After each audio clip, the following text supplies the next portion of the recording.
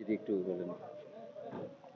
Minority affairs এবং মাদ্রাসা welfare কমিটির পক্ষ থেকে আর কি, স্ট্যান্ডিং কমিটি বিধানসভা, আমরা স্ট্যান্ডিং কমিটির পক্ষ থেকে আমাদের আজকে 8জন এমএলএই, আমরা গতকাল 7জন এসছি, আজকে এখানে এমএলএ ছিলেন থেকে 8জন হয়েছে, হয়ে আমাদের আজকে ভিজিট এবং মিটিং আমরা সব করেছি।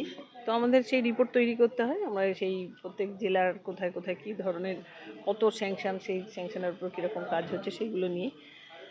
তো কোন কোন কাজগুলো ম্যাম দেখছেন আপনারা?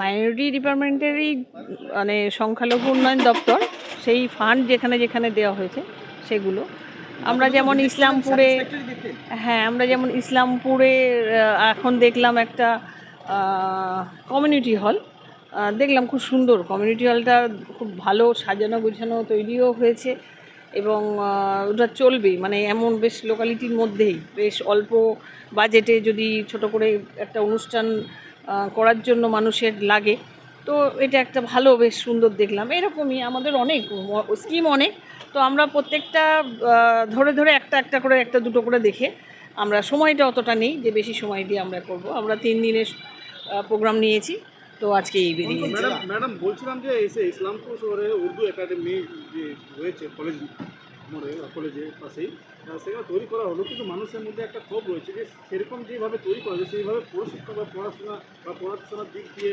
কোনো রকমের কাজ হচ্ছে না, এমনটাও কিন্তু অভিযোগ।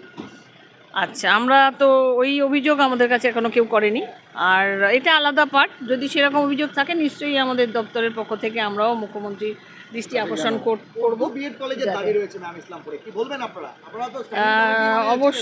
অবশ্যই সব জায়গায় দাবি থাকে, তারা master through proper channel application করুক। একদম।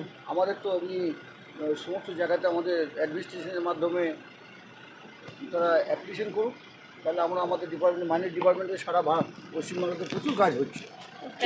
এখনই তো আমাদের আমরা উত্তর দিনাজপুর দুটো ইংলিশ মিডিয়াম স্কুল হচ্ছে, ওখানে এখানে উর্দু যেখানে হবে, উর্দু তো আমরা চাইছি, উর্দু আসানসোলে বা বিভিন্ন জায়গায় যেখানে উর্দু কম মানুষ আছে বেশি, সেখানে আমাদের তো সরকারের ইচ্ছা আছে সেরকম। তা এখানকার এলাকায় যদি মাস পিটিশন করে থ্রু প্রপার চ্যানেলে ডিএমকে দিয়ে আমাদের ওখানে জানাই, তাহলে আমাদের স্ট্যান্ডিং কমিটি থেকে আমরা জানাবো। উর্দু যে ইংলিশ মিডিয়াম স্কুলগুলো করা হয়েছে, যেটা একটা রয়েছে, কিন্তু দেখা যাচ্ছে সেখানে শিক্ষক নিয়োগ হচ্ছে না বলে পড়াশোনা নাতে উঠে, কি বলবেন এটাকে বিষয় কি? সেরকম থাকলে আমাদের জানালে জানাক, আমাদের পছন্দ আমাদেরকে জানাক, আমরা সিএমকে জানাবো। আমার নাম শেখ শাহনওয়াজ, আমি চট্টগ্রামের এমএলএ, পূর্ব বর্ধমান জেলার এমএলএ। অনেক ধন্যবাদ।